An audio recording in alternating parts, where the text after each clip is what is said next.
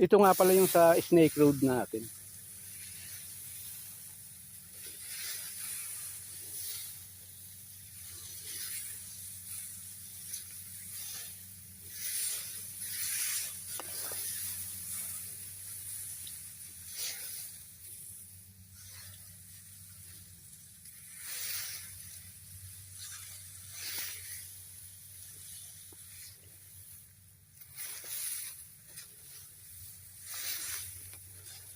Salamat. At okay naman. At hindi siya nakakain ng ibon.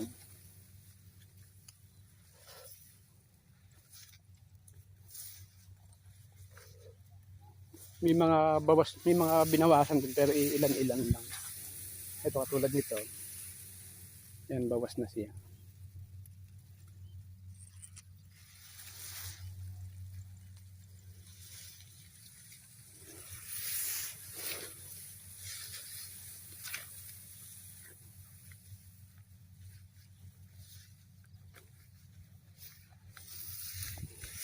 Ito lang yung hindi na inabot ng tubig dito sa magkakasabay natin na dapat na inabot itong ito yung nasa right side natin. Kaya may mga dumapa siya. Pero ilan-ilan lang yung dapa. Huminto naman. Tsaka itong tapat ata natin, itong lugar na ito.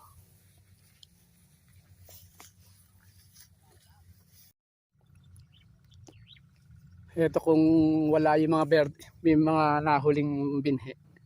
Pwede na sana siya. Yan lang ang mga, yan, may mga berde-berde pa. Pero yung mga 506 na yun talagang ating punla, pwede na sana siya. Yan, ito na nakatapak na makahiya. Kaya parang nagulat tayo. Kaya dumadapa itong 506 natin. Pero kaya lang siguro lagay ko siya dumadapa dahil parang yung parte nato nabigla ba siya.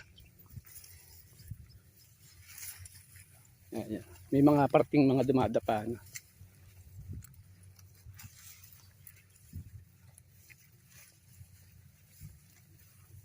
Yung gawing kanan yung atin, yung gawing kaliwa. Sa katabi natin yan. Ayan.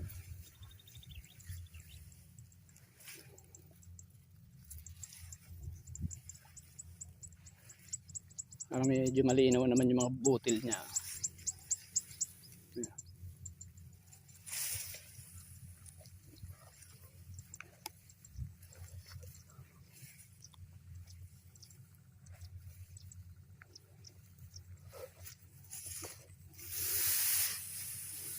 Ito medyo nagkatubig dito kasi nung huli nung nagpatubig yung mga katabi natin. Ito simula rito.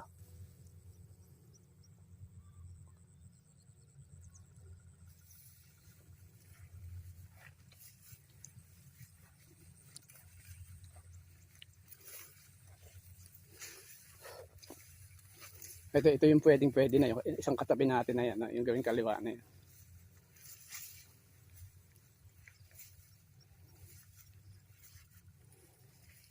Ayan. Mas mapula na yung kanya kumpara dito sa atin. Ito yung atin yung gawing kanan na yan.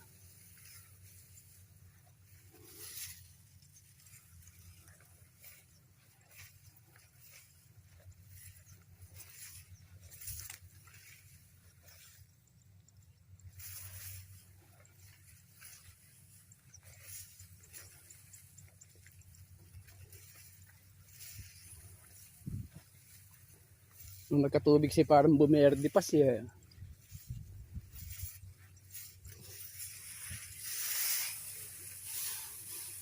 Basa, kumpay lupa.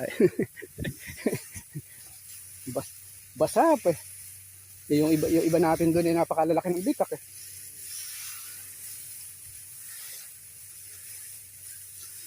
Nakakuha pa siya, parang nakasurvive pa itong lugar natin. Yung malaki ba yung naitulong ng pagkakabasa niya? Ay maganda yung naging pagkakayuko niya.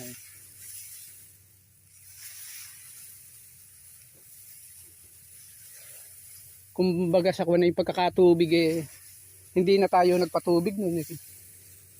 Pinadaanan ba nung mga tiga-ibaba natin na yung lagpas nung talahib natin na yan, sila mga nagpadaan. Kaya itong dinaanan nila na ito, kung ilang pitak, ilang kahon.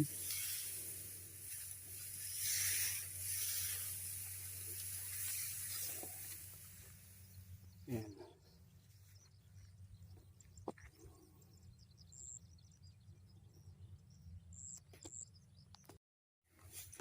Ito yung sa tabi natin may nagpapakwan.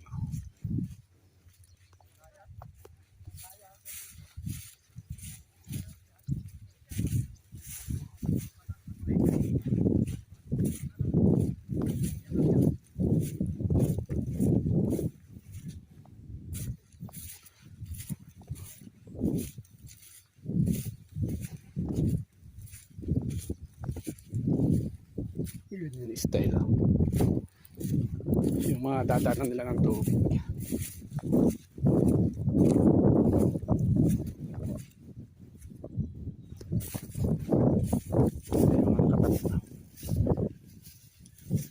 Parang mga ang pagitan lang nila 50 centimeter. Yung bawat tudling parang 1 meter. Ito yung atin dito sa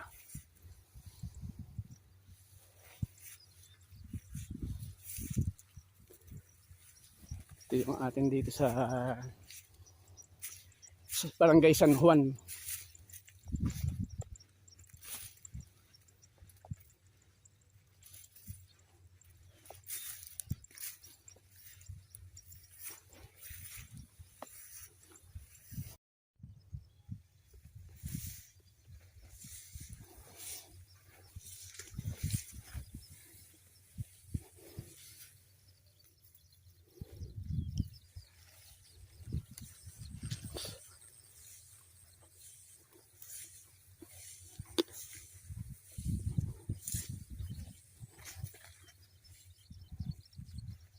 Linis na pilapil natin. Parang tayo yung naglinis.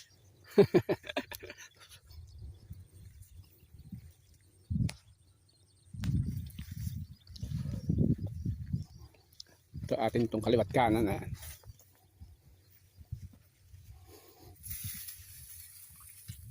Ito yung binhi natin nato. Ito yung 216. Yung sa kabila, yung halo-halong 506, triple 2. May 216 din doon, isang pitak. Tsaka yung 506 nga, yun ang kalwakan.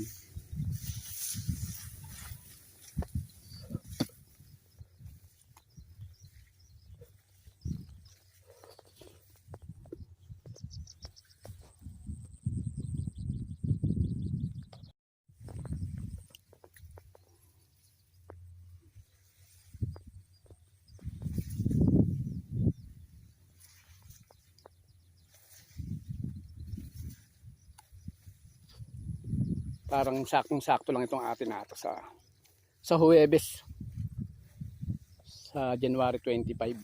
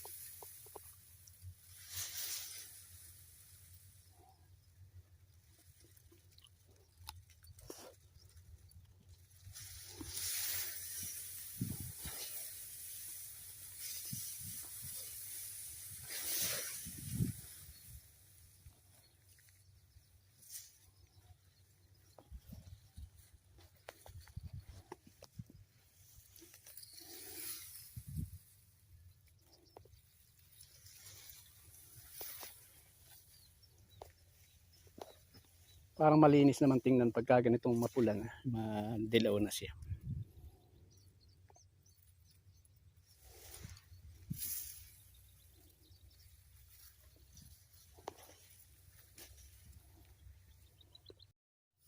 Pag yung palay talaga lumalapit na siyang harvestin, para siyang gumaganda.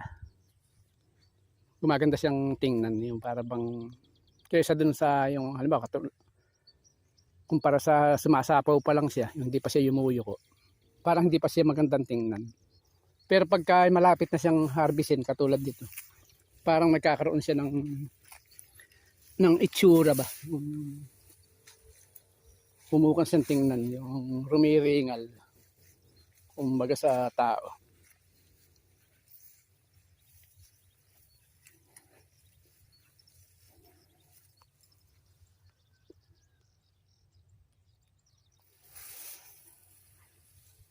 May daga.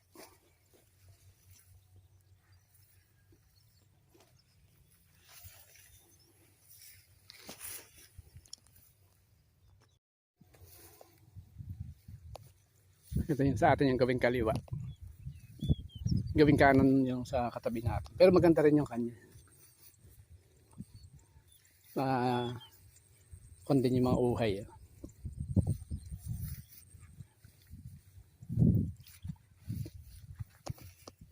Ito yung atin.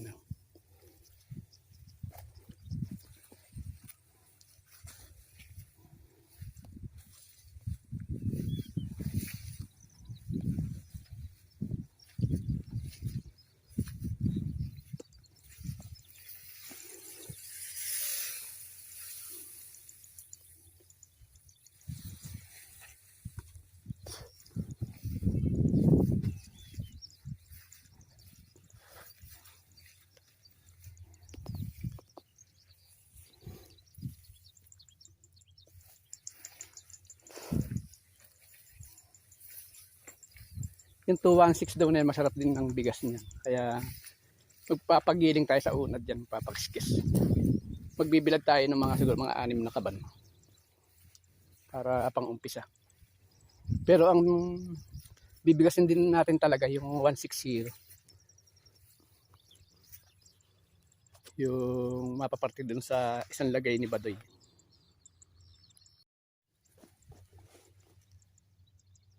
Ito nagtayo sila rito ng tubo.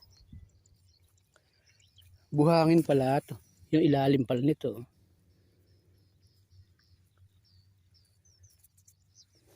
Ibig sabihin pala itong kabukiran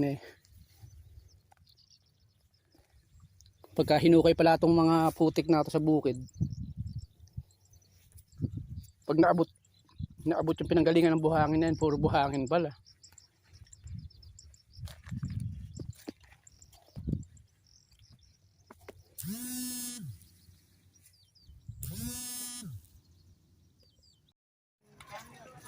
Mapagpalang umaga po sa atin lahat. Narito tayo ngayon sa Manawag. Magsisimba tayo.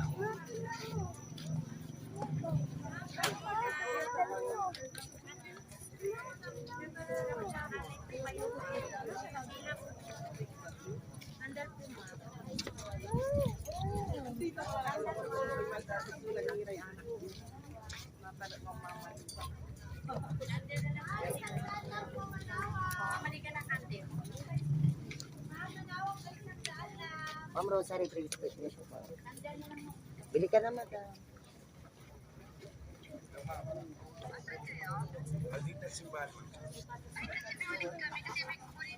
Gol. Bumalik ka ron.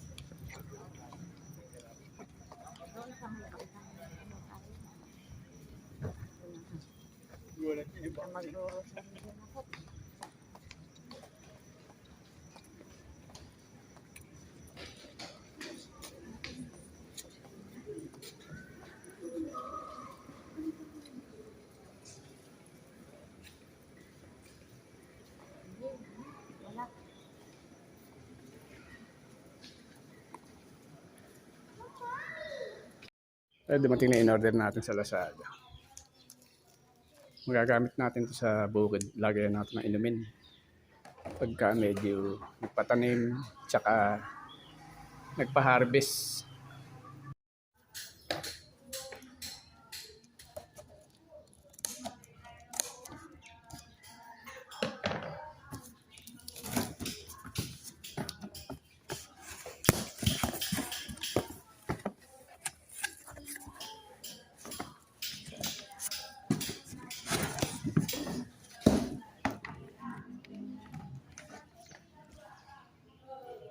So, ang capacity niya, 16 liters. Okay naman.